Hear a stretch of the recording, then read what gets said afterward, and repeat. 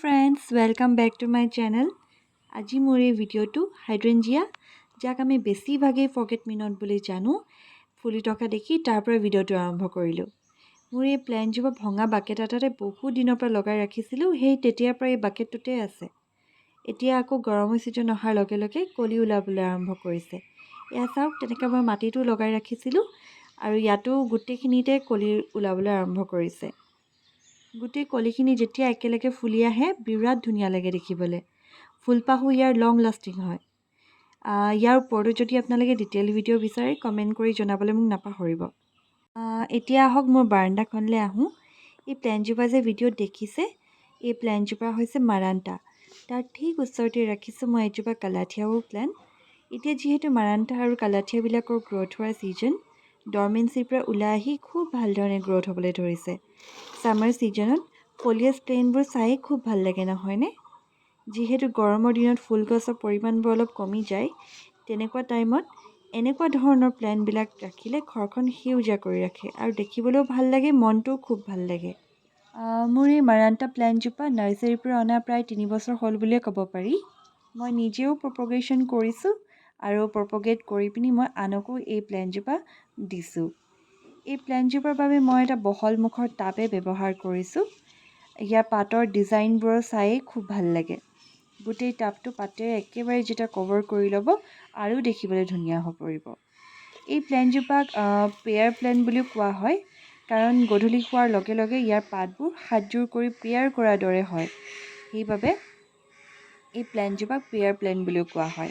আৰু তেতিয়া দেখিবলৈও একদম প্ৰাৰ্থনা কৰি থকাৰ দৰে লাগে। আৰু যেতিয়া ৰাতিপুৱা পোহৰটো ইয়াৰ পৰিবলৈ লয় লাহে লাহে, তেতিয়া আকৌ পাতবোৰ খোল খাই পৰে।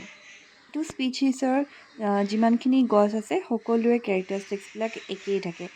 গধূলি হোৱাৰ লগে লগে পেয়াৰ কৰাৰ দৰে পাতখন বন্ধ হৈ যায় আৰু ৰাতিপুৱা পোহৰ পৰাৰ লগে লগে পাতবোৰ খোল খাই পৰে। মাৰাণ্টাই হওক বা কালাথিয়াই হওক, এই প্লেনবোৰ ঘৰৰ ছাঁ পৰি থকা জেগাতহে ৰাখিব, যাতে বাহিৰৰ পোহৰ ইয়াত ভালকৈ পৰি থাকে। ঘৰৰ ভিতৰতো ৰাখিব পাৰে, কিন্তু তাতে এটা মন কৰিব যাতে ইনডাইৰেক্ট ব্ৰাইট লাইট আহি থাকে, তেনেকুৱা এটা জেগাতহে ৰাখিব। ৰ'দ পৰা ঠাইত একেবাৰে নাৰাখিব, ইয়াৰ পাতবিলাক বাৰ্ণ হৈ যাবলৈ আৰম্ভ কৰিব আৰু টিপছবিলাকো ব্ৰাউন কালাৰ হৈ পৰিব। তেতিয়া গছজোপাৰ যিটো সেউজীয়া ভাৱ সেয়া নাইকিয়া হৈ যাব। সেয়েহে পাৰিলে ভাল ধৰণৰ এটা জেগাত ৰাখক, য'ত ইনডাইৰেক্ট ব্ৰাইট লাইট আহি থাকে।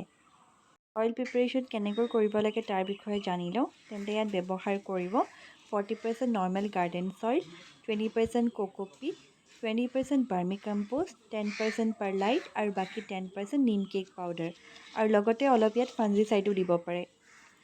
গছজোপাৰ ফলিয়েজটো মেইনটেইন হৈ থাকিবলৈ আপোনালোকে চিউইড ফাৰ্টিলাইজাৰো ইউজ কৰিব পাৰে। ইয়াৰ দুটা ধৰণৰ পাব, গ্ৰেনুৱেলছো ব্যৱহাৰ কৰিব পাৰে আৰু লিকুইড ইউজ কৰিব পাৰে। এয়া আপোনালোকে এমেজন, ফ্লিপকাৰ্ট বা যিকোনো ধৰণৰ অনলাইন ছাইট বা আপোনালোকৰ ওচৰতে থকা দোকানবিলাকতো এয়া কিনিবলৈ পাব। মোৰ মাৰাণ্টাজোপা যেতিয়া মই ৰিপৰ্টিং কৰিছিলোঁ, তেতিয়া মোৰ ওচৰত পাৰলাইট নাছিলে, সেইবাবে তাৰ সলনি বালিকে ব্যৱহাৰ কৰিছোঁ, যাতে মাটিখিনি চেণ্ডি আৰু প'ৰাছ হৈ যায়। মোৰ মাটিখিনি নিশ্চয় আপোনালোকে ভিজা দেখিছে। মই ভিডিঅ'টো কৰাৰ আগতে ইয়াত পানী দি আছিলোঁ। তাৰ পিছতহে মোৰ মনলৈ আহিল যে এইজোপা প্লেণ্টটো আপোনালোকৰ লগত শ্বেয়াৰ কৰিব পাৰোঁ, কিছু কথা ইয়াৰ আপোনালোকক জনাব পাৰোঁ। সেয়েহে মই ভিডিঅ'টো আৰম্ভ কৰিছোঁ তাৰ পাছতহে। এতিয়া ইয়াতে আৰু এটা কথা কৈ দিওঁ, পানীৰ কথা যেতিয়া ওলাইছেই, পানী সদায় চাইহে ব্যৱহাৰ কৰক। যেতিয়া ওপৰ মাটিটো আপোনালোকে শুকান দেখা পাব, তেতিয়াহে ইয়াত পানী ইউজ কৰিব। বেছিকৈ যদি ইয়াত পানী ইউজ কৰে, তেন্তে গছজোপা সহজতে গেলিবলৈ আৰম্ভ কৰে। সেয়েহে বহুতৰে কয় মাৰাণ্টা, কালাথিয়া অলপ জীয়াবলৈ টান।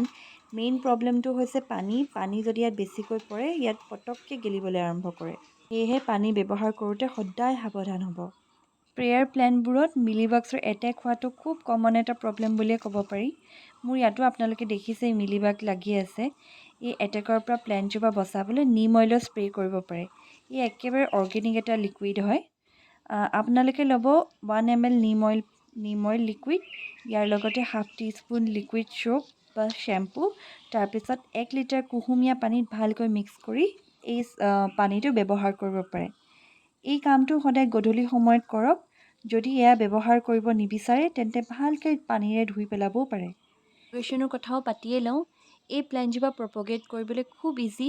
ষ্টেম কাটিং কৰিও আপোনালোকে প্ৰপগেশ্যন কৰিব পাৰে। ষ্টেম কাটিং কৰি পানীত বা মাটিত জীয়াই ৰাখি তাৰ পৰা নতুন এজোপা প্লেণ্ট পাব পাৰিব। নহ'লে যেনেকৈ ইয়াত দেখাইছোঁৱেই মই ভিডিঅ'টোত, কেইবাজোপা প্লেণ্ট আছে মোৰ এই পটটোত, তাৰ পৰা ৰুট ডিভিজন কৰিও মই নতুন এজোপা প্লেণ্ট পাব পাৰিম। মোৰ এই প্লেণ্টজোপা যেতিয়া ভিডিঅ' বনাইছিলোঁ তেতিয়া মই টেবুলখনলৈ আনি লৈছোঁ। টেবুলখনতে মই সৰু এটা পট ৰাখিছোঁ। সেই পটটোতে মোৰ বানি কেকটাছজোপাৰ পাত দুটা সৰি পৰিছিলে ইফালে ইফালে লৰচৰ কৰি থাকোঁতে।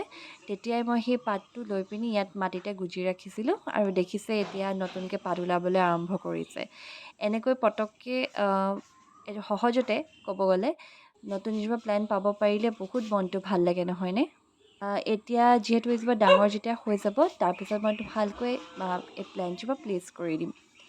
মোৰ এই ভিডিঅ'টো আৰু কিছুমান কালাথিয়া দেখাম বুলি ভাবিছিলোঁ, কিন্তু যিহেতু ভিডিঅ'টো বহুত দীঘল হৈ গৈছে, সেয়েহে মই ভাবিছোঁ নেক্সট আৰু এটা কালাথিয়া আৰু মেজেণ্টাৰ ওপৰতে আৰু এটা ভিডিঅ' লৈ আহিম। আশা কৰিছোঁ মোৰ এই ভিডিঅ'টো ইনফৰ্মেটিভ পাইছে আপোনালোকে, আৰু কিবা এটা যদি শিকিব পাৰিছোঁ বুলি ভাবিছে তেতিয়াহ'লে মোৰ এই ভিডিঅ'টো লাইক, শ্বেয়াৰ, কমেণ্ট কৰি দিব আৰু মোৰ এই চেনেলটো ছাবস্ক্ৰাইব কৰি দিব।